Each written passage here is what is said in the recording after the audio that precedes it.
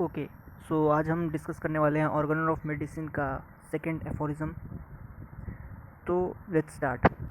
So the highest ideal of cure. So highest ideal of cure यहाँ पे बोला जा रहा है, तो उसका मतलब क्या हुआ कि जो क्योर हुआ, जो सबसे आइडल क्योर हुआ, जो सबसे परफेक्ट क्योर हुआ, या जिसको एकदम क्योर ही बोलेंगे, मतलब जो पूरा जड़ से ख़त्म कर दे उस बीमारी को, उस तरह का क्योर, मतलब हाईएस्ट आइडल ऑफ क्योर, मतलब बीमारी का नामो निशान न रहे, उस तरह का क्योर बोलते हैं हाईएस्ट आइडल ऑफ क्योर। तो हाईएस्ट आइडल ऑफ क्योर क्या होता है? तो highest ideal cure is rapid. Rapid मतलब क्या होता है? फास्ट, एकदम जल्दी।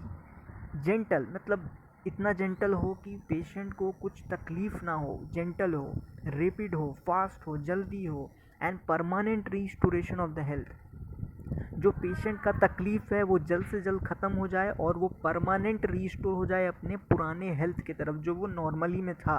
परमानेंट रिस्टोरेशन हो जाए, टेम्प्रोरी नहीं, परमानेंट, जड़ से, रूट से ख़त्म हो जाए हेल्थ जो है वो, वापस आ जाए, जो डिजीज़ जो है जड़ से ख़त्म हो जाए, परमानेंट ख़त्म हो जाए, उसको बोलते हैं permanent restoration of health. Vital force जो है वो वापस अपने नॉर्मल स्टेट में आ जाए। और removal and annihilation of the disease in its whole extent.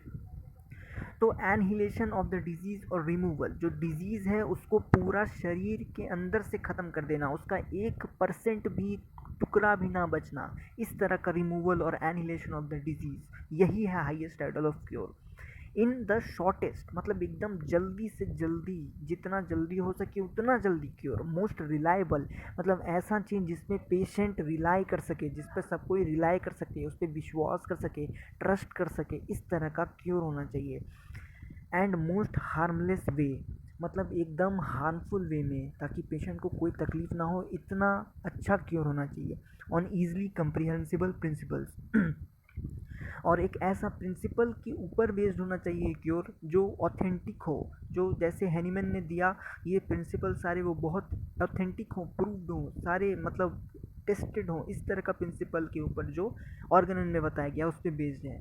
तो हमारा यहाँ पे मोस्ट प्रोबेबली एफोरिज्म मैंने समझा दिया। तो यहाँ पे देखते हैं कि मैनर ऑफ क्योर क्या होना चाहिए। तो मैनर ऑफ क्योर होना चाहिए रेपिड, जेंटल होना चाहिए एंड परमानेंट होना चाहिए। और यहाँ का हम लोग का मोटो क्या होना चाहिए? Removal and annihilation of the disease in its whole extent.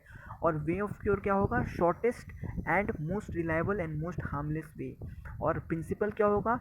Easily comprehensible principal.